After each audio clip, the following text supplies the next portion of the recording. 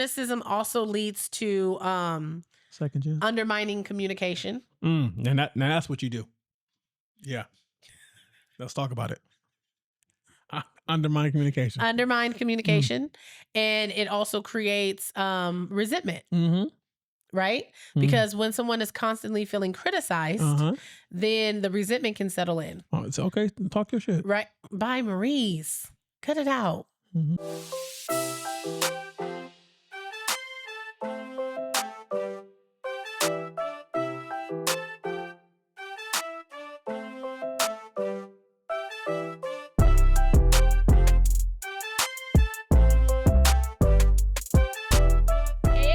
Welcome back to another episode of Life After I Do. I'm your host, Nisha G, and I'm here with my husband today on this lovely day. Don't mind my hands. I'm ashy today, guys. I didn't lotion after my shower today, so I'm going to just kind of like cover them up like this. I lotioned before. Okay, it's just when I showered after the gym. Why are you looking at me like that? Do I have something on my teeth? You got a little lipstick on your teeth. Lipstick on my teeth? You got it. Okay. Because I can always tell when you're like staring at something in my face. Hey, Booskies. Hi. How are you doing? I'm good. How's your day? Good. How's your week? Decent. Well, it was mid. It was It was mid? Yeah. Why? Because you're dead? No, I'm not dead yet. I'm dead again. I'll be dead next week. I don't want to say it like that because, the universe don't know the difference. Right. So. Right. I might be going through some emotional things next week. Yeah. No, but I'm okay. I had a good workout this morning. So that started the day off right. You went in there pretending? I never pretend. Get your life. Went in there pretending to be weak. Okay. Listen here. Let's not get on how you be feeling some type of way when we work out together. Okay, hold on. Let's not do that. First of all, let me tell you something. Let's not act like you weren't struggling on doing 100 on calves today. First of all, I wasn't struggling. Oh, you were having a muscle spasm? Is that why? I had a cramp. You had a cramp. Okay. All right. I can get it up. I can get it up. I can get it. Mm-hmm. You wouldn't let me add any more weight to it though. Because I was cramping. You was like, oh no. And I was like, let go of the bar. Like you were holding onto the bar. I was like, you need to let go of the bar so so that we can see that your calves are pushing all 100 pounds. It was. Let me tell you something. No, it wasn't. You were pulling back on the bar. Let me tell you something. What? Tell me. Them deadlifts took me out. Oh, is that what it was? I saw you over there. I was like, really? The green plates? You need all red plates, bro. I had red plates on there. You had a red plate. Okay, now you're trying to out me. Wow.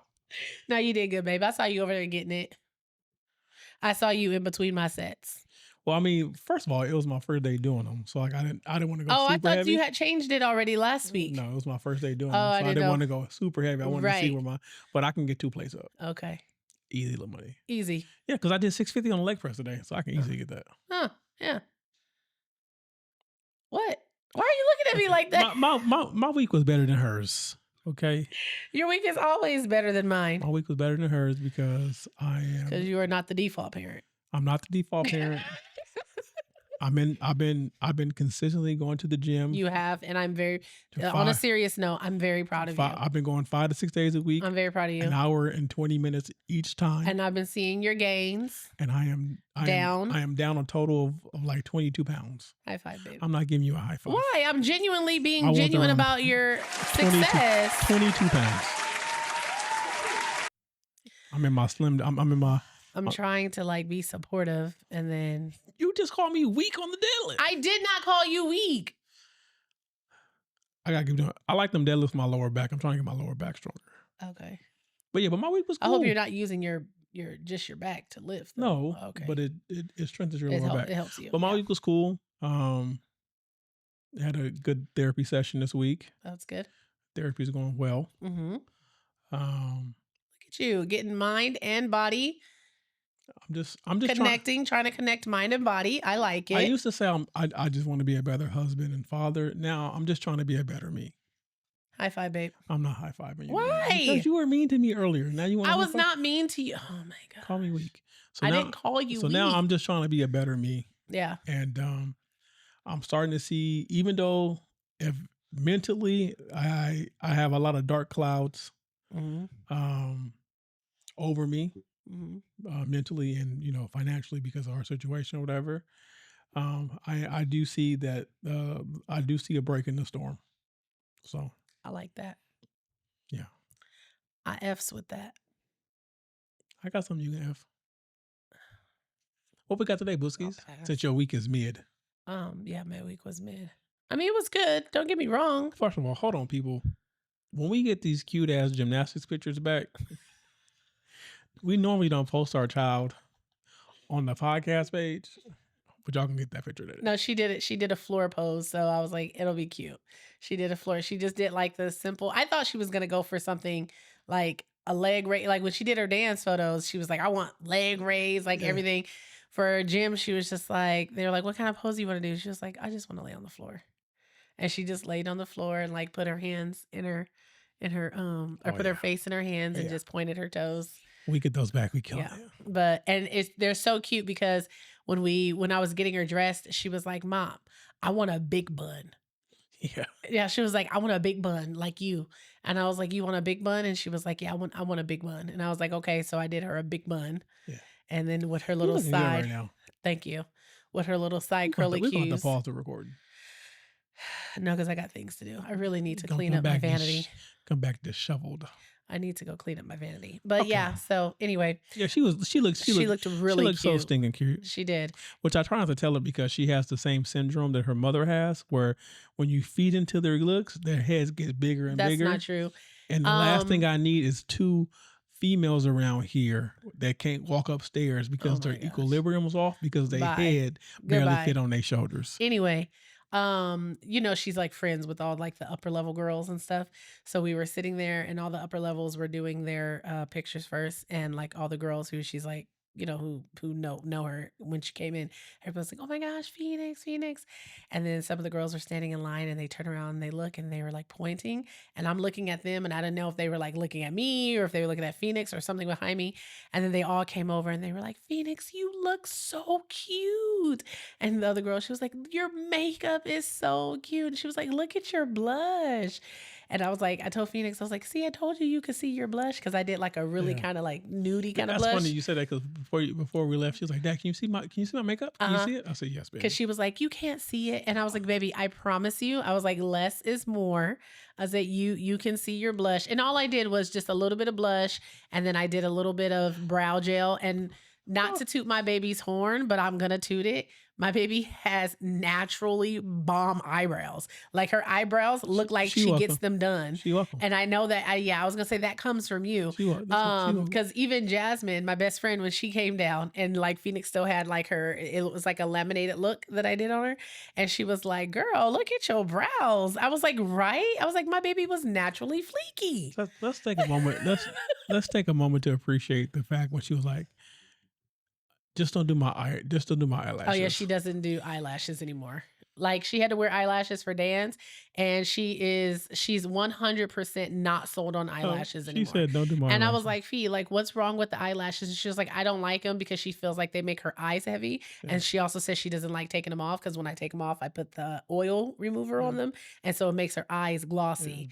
And she was like, I don't want the lash things, Mom. Yes. I was like, baby, I wasn't gonna put lashes on you. You only wear lashes for dance. That's it. Yes. But yeah, so she did really good. So we're proud of her. Yeah. So let's go ahead and hop into today's topic. We got today. Another reaction video. Okay. So I'm gonna play that for you. We're gonna go right on and do it. If we are in relationship, can we please stop assuming your partner has a need, your partner has a concern? We are so used to perceiving when they bring up an issue as if they are complaining. It's perception. We jump to conclusions. We don't pause long enough. We don't breathe. and say, hey, tell me more. We automatically assume that your partner is criticizing you. And maybe this stems from your childhood because all you heard from your caregiver is you're not doing this right, and clean your room, and you don't do that right. And now your lady's voice sounds like your mother. Your man's voice sounds like your father. If we are in relationship, can we start to give each other the benefit of the doubt? Can we please stop assuming? If we are So that clip spoke to my soul a little bit. Okay, you down here hitting below the belt today, huh? Not hitting below the belt at all. At all. That's the last thing I would like to do. I will admit, I am guilty of that. I have said to you time and time again. How many times?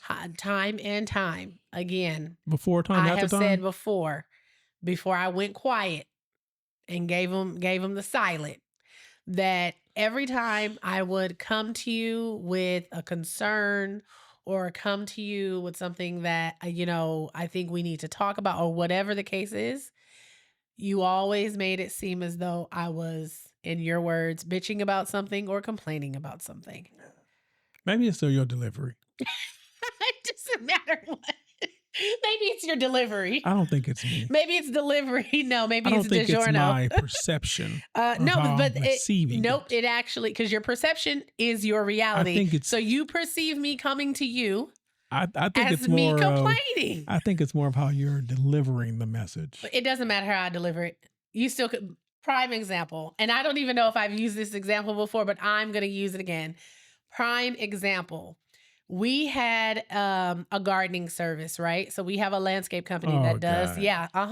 We had a before we got the people we have now, we previously had a landscape company They messed their yard that would, come once a week and they would take care of the lawn. They do the front yard, they do the backyard. Okay. My husband goes into this era. He went into his like handyman and like lawn man era where he was like, you know what, I'm not going to keep paying these people $200 a month. I can cut my own grass. I can pick up my own dog poo. He can do all of this himself. Okay. Mind you, the man was working like 40, 50 hours a week. He wanted to 55 hours. Hold on. So he wanted to take over mowing the lawn and taking care of the backyard and the front yard, which I was okay with. One of the reasons I, in my opinion, I feel like you wanted to do that because it gave you a reason and excuse for you to go to Lowe's and buy a bunch of crap that you didn't that we needed. So anyway, he went to Lowe's. I didn't say nothing. Dropped his little bag at Lowe's, got everything he needed. He kept up with it for a while. He would get up, he would do the lawn, he would go out, pick up after the dogs, do the backyard, and he did this for a little while. Okay, he did this for a little while. Now, we have had previous discussions before that about the backyard not being kept up, okay? Because the outside of the house and handy stuff was his responsibility. So long story short, he got off track taking care of the landscaping and taking care of the backyard. Okay. So the backyard was getting a little messy. It was getting a little overgrown. Dog poop wasn't being picked up. And I was getting upset because I was at home with our toddler child. And I was like, part of our day is her being outside and going outside in the backyard. And one of the reasons why we even bought a home was so that she could be in her own yard and play. So I distinctively remember before even calling you to have the conversation with you, I said, let me see what my approach is going to be. Because I know if I came at you and been like, she couldn't even go outside and play because it was too much dog poop back there and the weeds are overgrown and you just would have like not listened to me at all. And you know what I'm talking about. That's why you got this look on your face because you know exactly this is exactly how it went. I called him. I talked to him all throughout the day when he's at work, called him, see how he was doing, how's his day going. He was in a good mood. He had good temperament. I was like, okay. Sounds good. So then I was just letting him know. I was like, hey, babe, this is what I said to him. I was like, I think maybe we should reconsider hiring the landscapers back or the gardeners back. And his response was, I know, Kainisha, I know that I need to get out there and mow the lawn. And you literally blew up at me because you perceived that I was calling to simply just get on you about not taking care of the lawn. I apologize. Okay. And I was Tell the just whole story. I was just trying to, that's why I suggested maybe we should reconsider getting the gardeners back to take care of it, because you were working a lot of hours. And I even said to you, I was like, babe, you work so much. I know you be tired. You have other things. That's also when you had got into your woodworking. And I was like, it's also taking away from you doing the woodworking, because he had just made us a front bench. And I was like, you're having so much fun with your woodworking and stuff. Why not we just put it back in the budget for the gardeners to come back out, and then that would free up the time that you use to do your woodworking and stuff. Like I put a whole cute little skirt. I packaged it really well, but what did I get? What did I get? I know, Kainisha. Oh my gosh. Every time it's something. It's the delivery. Literally, you're like, every time it's something. It's Look something. Here. This was like 3-4 years ago. Okay. I have come a long way. Give me my credit. Okay. You want me to give you a more recent? Yeah. A recent example or something? Yeah. What's more recent? More recent example. Okay. We were in the room and you had told me, about switching to which money to go put in which bank account. I think I gave this example before too. Oh, that was like a year ago. Okay. I'm asking for something in the last couple months. I've gotten better. But I will say this. Mm-hmm. He is talking about me. This is something that I've really had to learn. Mm-hmm. Work at, you mean? Work at. Continue to work at? And to not be so sensitive when she starts talking to me. Because you got to understand, my wife has a history of being harsh when she needs It's not harsh. It's direct. And I say that. Baby, I'm direct. You're harsh. Your words cut. My words do not cut. Babe, it's like you saw. It's just because they're coming from me, so they seem harsh. Babe, it's like I don't take that. It's like you tell me all the time. I could end you right now with a couple words, because you know. But I could. Because your words are harsh, baby. But that's not like, it's not, but when I say that, it's not like a threat. It's like, that I could just like put a few words together and you will be done. It is a threat. Because when you say it, you're like, you better stop before I end it. Well, because sometimes you don't know when to stop. Anyway. And then as a man, I got some stuff to say too. I know, but then you also kind of backpedal a little bit because you don't want to feel the sting. I don't want to like be in a fight with my wife. Right. I don't want to be in a fight with you either. But like I was saying before I was interrupted by this harsh woman. Okay. He talking about me. Mm-hmm. And I can't even get no guidance on this, fellas, because I'm still learning.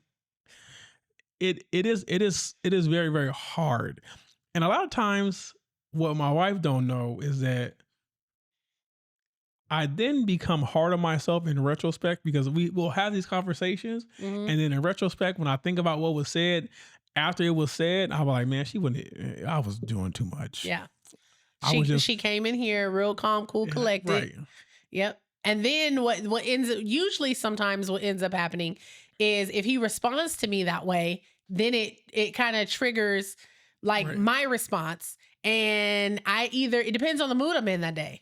I'm either going to give it back to you. She's going to be harsh. Or I'm just going to like walk away. You know what I mean? I try to hold my composure, but then at the end of the day, I'd be like, oh, well, I guess this is what we're doing today. Right. And I got some negativity built up anyway, so I might as well put it somewhere. And in conjunction to what he was talking about, I've also had to learn that when she comes to me with something like this, that she's not nagging at me. And also, this is not the time for me to address my concerns with her. Yeah. Just so I can feel like, because a lot of times I'm like, what? We've had that episode before. Right. Yep. A lot of times I'm like, you know what? Well, I ain't the only one messing up around here. No. Let me tell you what you ain't doing.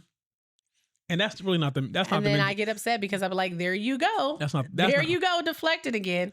Right. There you go, deflecting again. All right, look, I'm not going to sit here and talk bad about myself for 20, 30 minutes. It's not about talking bad about yourself. I'm just saying, like, in general, what he was saying is true. It's true, but it's a very hard thing to do, right? And why do you think it's a hard thing to do? Because I know he mentioned something about childhood. Well, for one, yeah, childhood. The only time I ever got yelled at in childhood was when I was doing something wrong. That's the only time. I mean, what they gonna yell at you for doing something right? Right.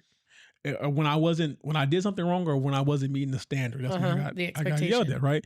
So I guess it does kind of trigger that response, and maybe I should talk about this in therapy now. Think about it. Maybe I should bring this up to my therapist. Because because immediately sometimes when you come to me and like You're defensive. I'm defensive off rip because I just like we were talking about last week, the energy. I said, okay, here we go with the energy. Like I can see in your face. What energy though? I can see in your face and your body language that you're trying to be nice and sincere, but your words be harsh. I'm trying. And then your word, not only are your words harsh, they're abrasive to my soul. Okay. And then I have to then it's not even where I'm listening to you, but while I'm listening to you, I'm trying to protect myself at the same time. Yes, because you're getting defensive, Right. because like I've told you before, what I'm trying to say to you doesn't align with how you see yourself. Right. And that's where the conflict comes from. What the yard, it did. I knew I was messing up. I was tired. But you didn't want me to bring, you Right. know what? It's kind of like, I think about it in this way. When someone brings to your attention something you already know about yourself, it annoys you because you don't want somebody else. Yeah, you don't want somebody else talking about it because I already know. That's exactly what it was. I already know. And it just makes you annoyed that you're bringing it to me. I already knew that I was slipping on the yard. Right. I already knew that she couldn't go out there and play because of the condition of the yard. Right. I don't need you to bring that to me. Okay. It get done when it get done. But you know what can solve that? Hold on. Like I've told you before, it may be 6 hours, 6 days. That's not acceptable. Or 6 months. But that's not acceptable. Maybe even 6 years. It's not acceptable. A man gonna do what he say he gonna do. I get around to it. No, and that's exactly why when we have certain conversations like that, I need specifics. If you say you're gonna get it done, okay, tell me what date that's gonna get done. You literally just told me a couple weeks ago to not overcommit, so I stopped committing. No, I said do not overcommit and underdeliver. That's why I don't. That's what I said. That's why I don't commit. But what I'm saying is anything I deliver is a bubble. It doesn't matter even if you come up with something that you commit to. It doesn't matter. I'll bring something to you that I'm essentially gonna expect a commitment from. Say it again. I'm gonna expect a commitment from. The first part, what you said. That I would bring something to you. Yeah. And I'll expect a commitment from it. Why are you bringing these to me? You know I got enough to deal with. Goodbye. That's goodbye. Good dang on bye. These are my wife's favorite episodes. The episodes where she get to lay in on all her. I'm not laying in on you. I'm just, hey, this is a real conversation. We are a real married couple. These are the real things that we go through. I know we're not the only people that do. It's like I said, I can't even give the fellas no pointers because a lot of times. Oh, you can't shoot your men no bail? No, I can't. Because what I've been doing is that a lot of times I just let her talk, and I've learned sometimes to just swallow my tongue. Sometimes I just because then what you'll try to do, the other phase of you is trying to over explain why something hasn't gotten done or why you haven't gotten to like I don't because you're coming from a place of trying to defend yourself because you're feeling attacked. Okay, but here's the thing. But we need to discuss why you're feeling attacked. But I'm trying to explain instead of attacking you. That's growth. That's growth. Give me credit for the growth. That's all I'm asking for. Put this as a note in your phone to talk with your therapist about. I'm gonna do the same. Give me credit for the growth. Yeah. Right? Uh-huh. And I can answer your question. I can answer your question. Sometimes I feel like I'm being attacked because when you bring that to me. When I bring what? Just whatever it is, right? In my mind, my initial response is that what I'm doing is not enough. Mm-hmm. I need to do more. You're feeling inadequate. Right. Okay. And when I feel that way, knowing what I do and what I provide, it makes me a little pissed off. It puts your fences up. Right. But that could be outside the realm of what you do. Because I'm like, ain't nothing over here running if I don't go to work. Give me some. I'm like, give me some slack. Give me some grace. I know you get plenty of grace. Here, I didn't ask all that. You just said, give me some grace. I didn't ask you to tell the people what you give me. Okay. Okay. What I be saying is like, sometimes I'll be like, I just need you to cut me some slack, give me some grace. This week I'm tired. I ain't got it.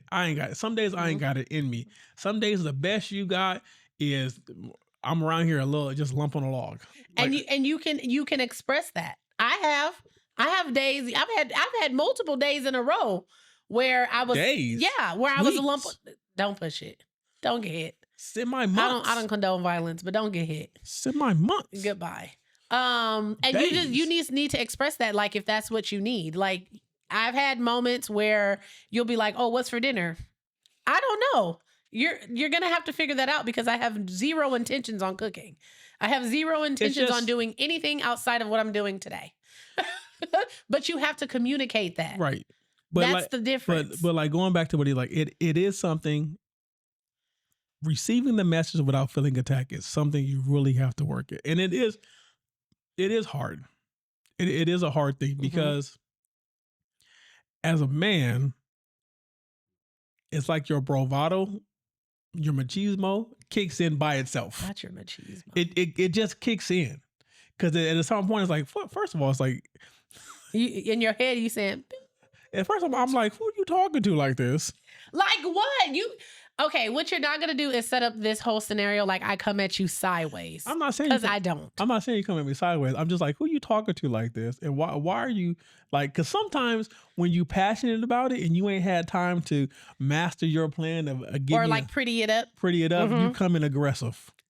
Okay. And but I try to be calm. I'm always I do try to be calm, Maurice. What you got to understand, your calmness is your aggressiveness. Because you're always calm when you're aggressive. You need to learn yourself. You have never, ever, the only time you've been mad at me and there's energy behind it is when we're literally going back and forth in a discussion and now we're raising our voice to talk over one another. 90% of the time you're mad at me, it's, okay, Maurice. All right. It's nice. So you're trying to say I'm passive aggressive. It's nice. It's calm. It's packaged very, very pretty. And it's direct. And looking at you, okay. I'm gonna show you. No, I'm gonna show you. I never say that. I can show you, but I'm gonna show you, and I can show you, but I can tell you that's in your wheelhouse, baby. You say that. Listen here. You gonna learn today. Listen here. My directness. Okay, here we go. Your sandpaper reasoning. My directness that rubs against my soul. Listen, to irritate me. I don't know how. And when I come back at you, I don't know how to like sugarcoat things. Like when I need to say something or I need to convey something to someone, I get to the point. I just say like it is what I get. I try to say like not just towards you, but just anything, anybody. Look, you fucking up. But I say it in a loving way. I say it. I say it like, hey. So I try to sandwich you. You know what I mean? Like, hey, you've done really great this week, and you. Hold on, time out. I see your efforts. However, time out. Shut up. Time out. Cut the tape. So what you're telling me, I got to give you my Julie hands. So what you're telling me is that you think that I package it up. Did you package it up? I do. No, you don't. Yes, I do. Okay. I don't. Okay, the example that I gave first, you admitted. You were like, yeah, you did. One time. It wasn't that one time. Why are you gonna sit here and play me like that and lie to people? I'm not playing you. Why are you trying to make it seem like I don't try to be intentional before I communicate with you? Now, if I'm downright upset or we had a previous spat or something and there's something else I need to say, you gonna get it how it comes out. You like a pack of wild dogs. Yeah, and that's why I always tell you. I literally always tell you, I am aware that my mouth can be a weapon. Oh no. Not that it can be.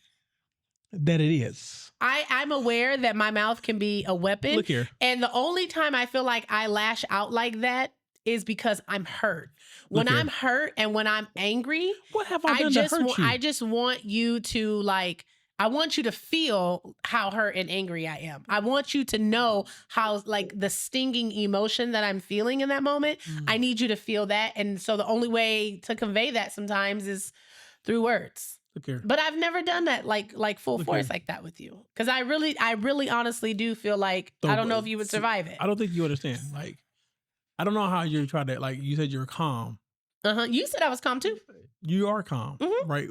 But no, you said passive aggressive calm, basically. But it's aggressive because literally you have your hands balled up in fists. Oh my gosh, Maurice, I do not. Okay. Maurice, when have I balled my fist up at you? It's right here now. No, I'm balling my fist like this because my hands are ashy. And when you're upset, you're like our other friend, Angel. You go for the throat. No, I don't. You do. That's not my intention. And above it, but not right. If I was to ever drown you in the level of verbal abuse that you... Oh, wait a minute. Are you trying to say that I verbally assault you? The level of verbal abuse that Maurice, you bring to me... choose your words wisely. At sometimes when you're upset... Choose your words wisely. I would be a no good dude. Demel, I have never verbally abused you. I promise you I haven't. See? You ain't did it as bad as you want to. You been giving it. I don't want to verbally abuse you. We all know you a lady killer. I don't want to verbally abuse you. I think then one time you tell me you gonna be out there with them birds of paradise, but I won't be in paradise. Maurice, I literally have never said that. Okay. I need you to cut it out. But anywho, when he talks about also criticizing, That's all you do about me is criticize me all day. There's that martyr attitude again. The woman I love. There's that. The woman I love. My husband is like the biggest victim in our relationship. I am not a victim. Don't do that shit. Biggest victim in our relationship. I do not play victim. You just said that you were verbally abused by your wife. I said when you mad. You just said that I verbally abused you. Yeah, when dude. you hot-headed, you do. You come in full speed. Must I remind people how many times you attempted to stab me? Maurice, oh my gosh. You have got to stop. Telling the truth? You have got to stop. You lucky I love you. I should have pressed charges the first time. Oh my gosh. No one tried to stab you. Really? Really. No one tried to stab you. No one pushed you or called you the B word in your mind. In that fabricated story you made up in your mind. No, it wasn't. I didn't think it up in my mind. I was just like trying to differentiate if you had called me the B word or not. And then and then I determined that your potential response to that was violence. No, it wasn't violence actually. It was just I was trying to have a conversation with you. And you were being like, that was a conversation. It was a conversation. Okay. Anywho, back to the video. How detrimental to a relationship do you think criticizing your partner is? It's very, very detrimental. Very. In what ways? It can create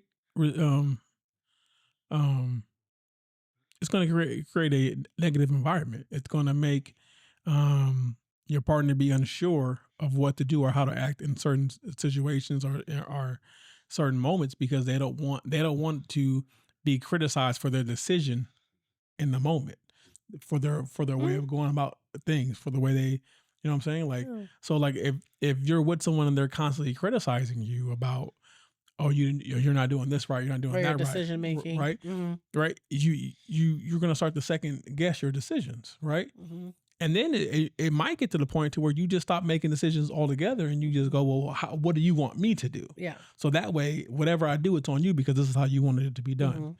So I mean, it is detrimental because if you get to that point, then the person who's actually making decisions is now feels like, well, if I got to tell you what to do.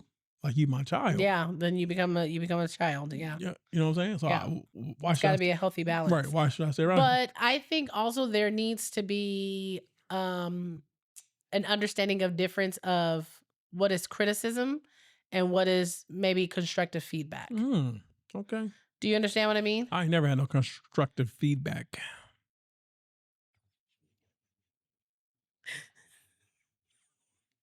I cannot with you.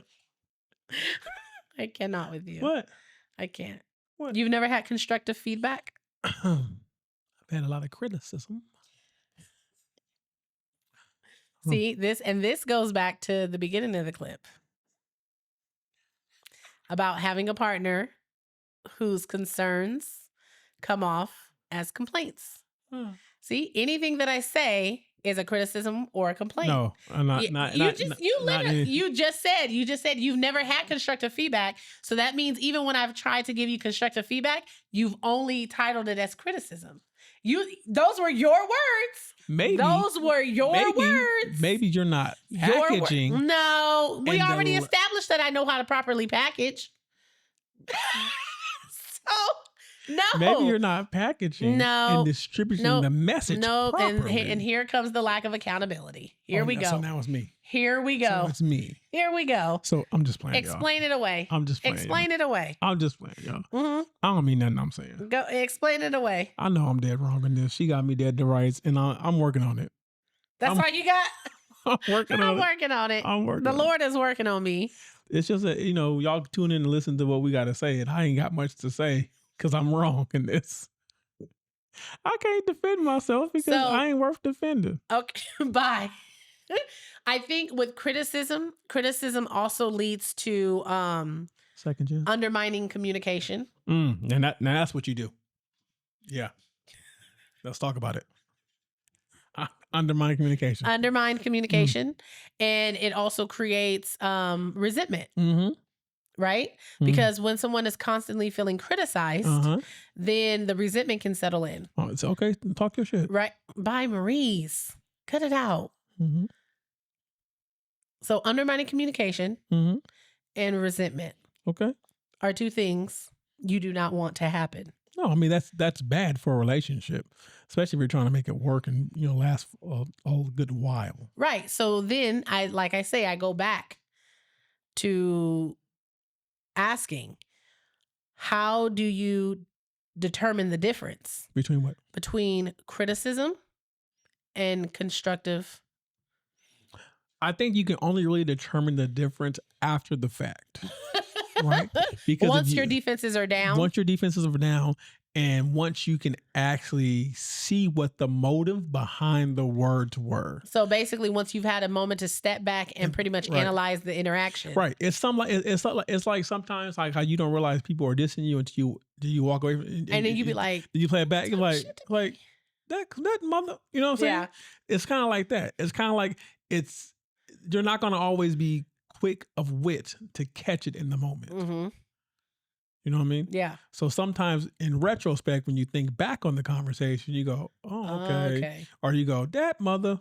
It's going to go one or two ways. So what do you think you should do if, say, for example, your wife was trying to come to you with constructive criticism and not just my wife, just a wife in general. We're going to generalize because please do. If you had a wife who was coming to you with constructive criticism, right, or trying to come to you in a problem-solving manner, right? Yeah. So if there is a disconnect in parenting, for example, right, you guys are not on the same page in parenting, and your wife comes to you and she's like, "Hey, I wanted to talk to you about like our parenting styles and how we want to move forward in disciplining our child or disciplining the children, and would like give me some of your ideas because the interaction that I saw that you had with the kids the other day, I don't think was beneficial not only to your parenting but also to the children. So I want to get on the same page with what we're going to do moving forward on how to properly discipline the kids and for both of us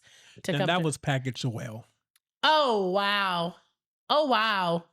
The way you package that right Maurice, that's quite literally how I package most things. That is quite literally how I package most things. For me, when I try to have conversations with him, what I think about is work setting. That's what I be thinking about. I be thinking about work setting.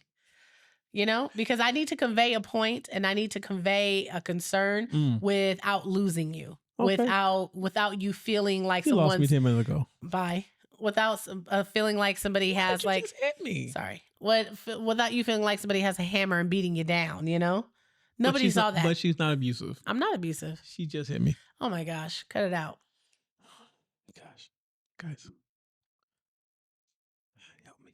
Okay, but yeah. So I think that right there. What would be your response to what you just said? I would say that first I would ask you, what's the issue with my parenting that you have with my parenting? Okay. And then if I didn't agree that it was an issue, I'd probably. I And if probably, I just didn't agree with what you said I altogether, probably would give you a little pushback, but in my current therapeutic state, I would ask you, what do you propose going forward? Right. See, and then that would be a healthy interaction. And if I don't agree with what you propose, I'm gonna say, yeah, I you veto can that. you can try that, but I'm gonna do things my way. You can try that. You know what I mean? I mean, son. No. I mean, kid. No. I mean, No. no. I'm sorry, y'all. I ain't been serious this whole time. At My all. wife look good today. I'm sorry. At all. I'm thinking about a balcony. No. But no to the balcony or no to stop. The criticism can also create a cycle of negativity, I think. Oh, most definitely. Right? Most definitely. Well, criticism, if not received properly, it can only be received as negative. Yeah. So of course it's going to be a bunch of negativity. And which will, like you said before, was going to lead to resentment and spitefulness and other adjectives that I can't think of right now. It's going to lead to all those. Decrease in trust and vulnerability. Right. All of it's intertwined. All of it is. I mean, it's just like, again, going back to parenting, it's just like when you criticize your child, right? When they say that your words can become your child's like you can become your child's own worst critic, like your voice becomes their critic or something like that. So that's why, sometimes if I feel like I've raised my voice too much, or like if I am constantly repeating myself and now I'm starting to get upset, I try to check those emotions because I don't want, how you said, every time you got yelled at was because it was something you weren't doing, right? So if you were a kid who constantly weren't doing the things you were supposed to be doing, guess what your day-to-day was like? Constantly being yelled at. That's constant negativity. And that's why I randomly yell. Sometimes I just yell her name, don't want nothing. So she never know. I keep her on her toes. Sometimes I yell, I'm like, just want to hug. Yeah, what you doing?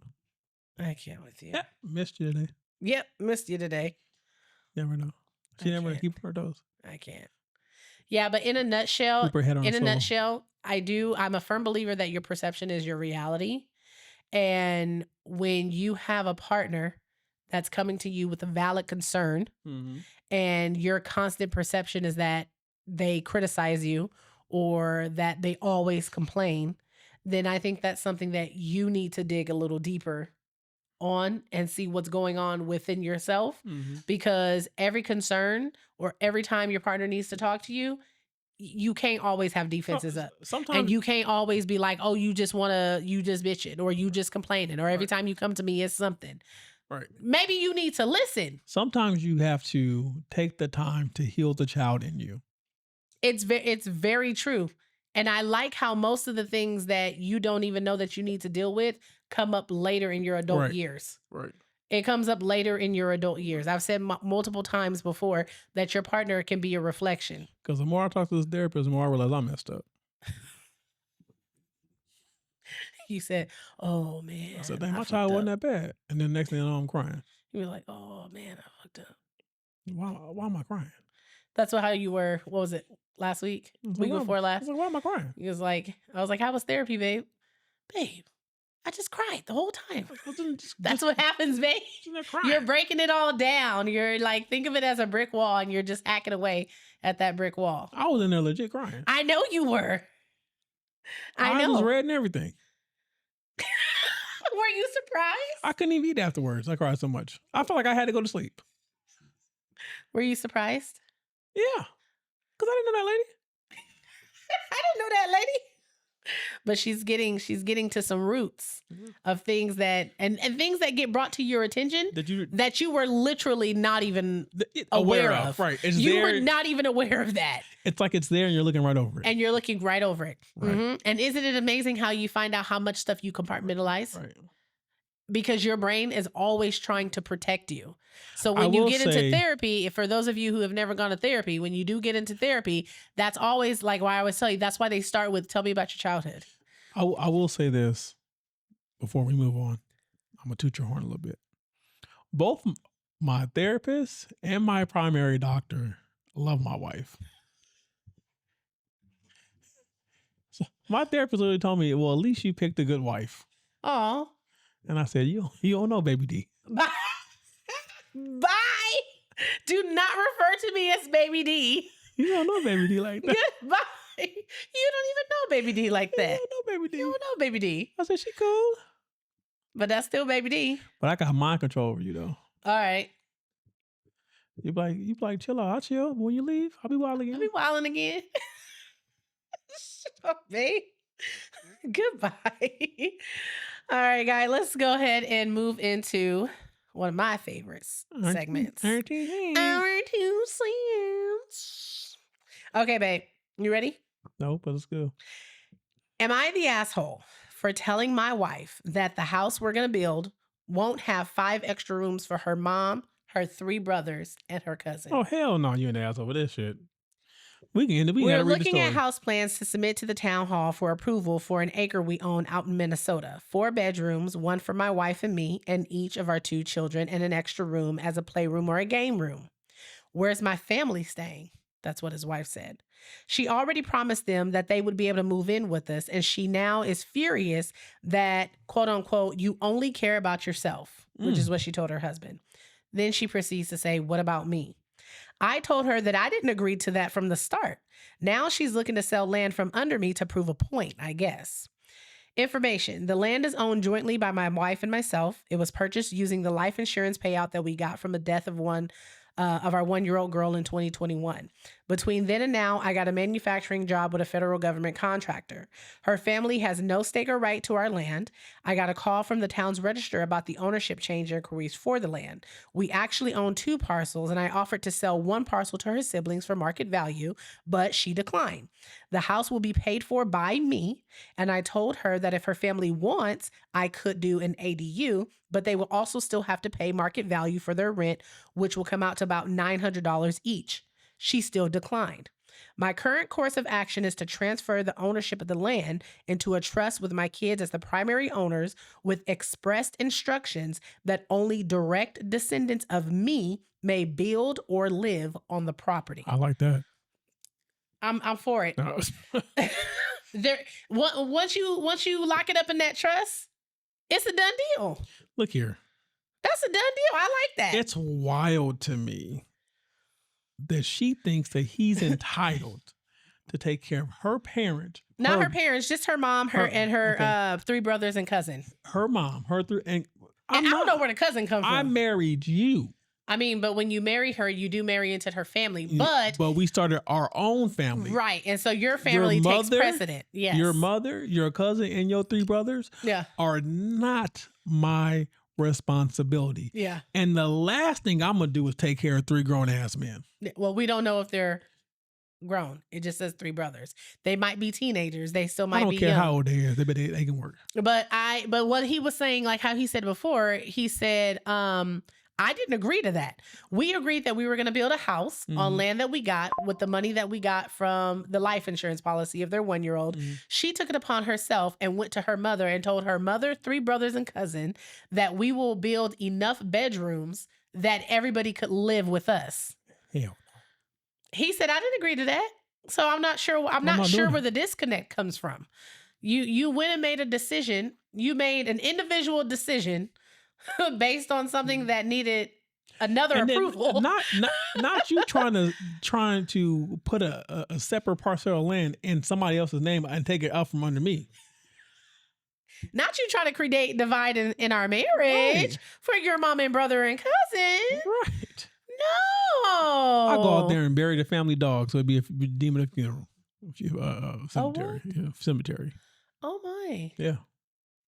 How many? Then you can't build nothing over here. It's a pet cemetery. Pet cemetery. I'm not sure if that's how that works. Headshot for the year. You better walk around like Daft Punk.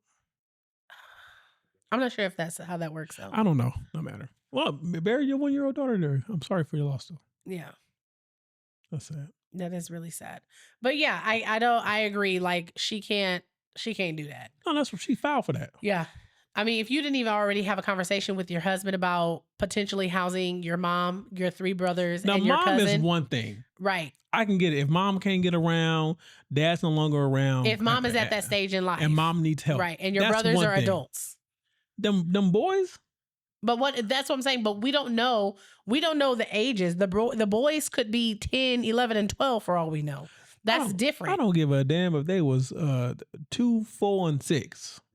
Okay, but what I'm saying is that we're assuming that they're grown adults. They have to be. If she got 3 kids, that don't mean nothing, babe. And that don't mean nothing. All right. You know what I'm saying? You're not the asshole, sir. Yeah, I don't think you're the asshole, actually. Do what you got to do. Do what you got to do. You're taking care of your family. You're trying to protect your family. You're trying to set something up for your kids. Do you, boo? I got you doing it. Tell her you'll build the other rooms as long as they will house and home her sister wives. What? Yeah. If she want more people there, might as well be for to his benefit. Okay.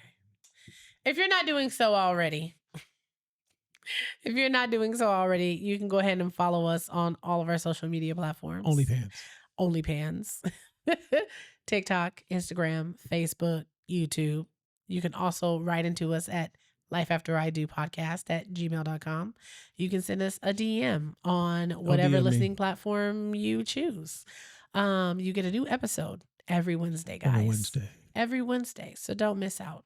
All right. And until we meet again. Peace, Boskies. Peace, Booskies.